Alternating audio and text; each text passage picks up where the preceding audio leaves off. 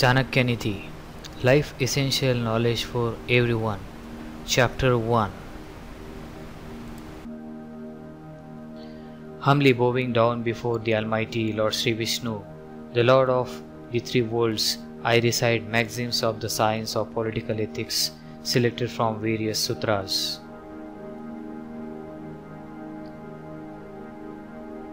That man who, by the study of these maxims from the sutras, acquire a knowledge of the most celebrated principles of duty and understands what ought and what ought not to be followed, and what is good and what is bad, is most excellent.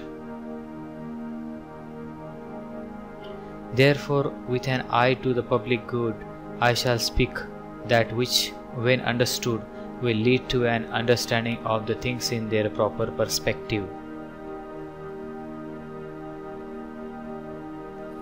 Even a scholar comes to a grief by giving instructions to a foolish disciple, by maintaining a wicked wife, and by excessive familiarity with the miserable.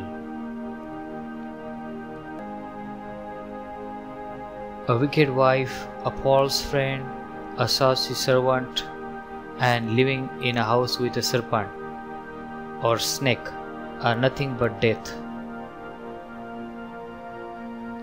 One should save his money against hard times, save his wife at the sacrifice of his riches, but invariably one should save his own soul, even at the sacrifice of his wife and riches. Save your wealth against future calamity. Do not say, "What fear has a rich man of calamity?"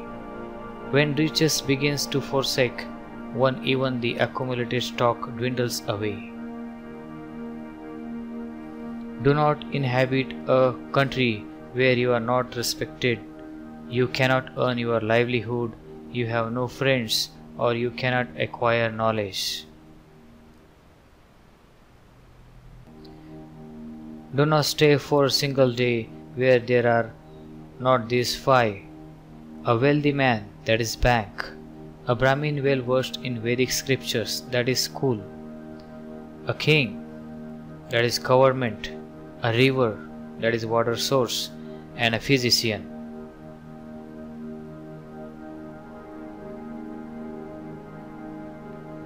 Wise men should never go into a country where there are no means of earning one's livelihood, where the people have no dread of anybody, have no sense of shame, no intelligence, or a charitable disposition.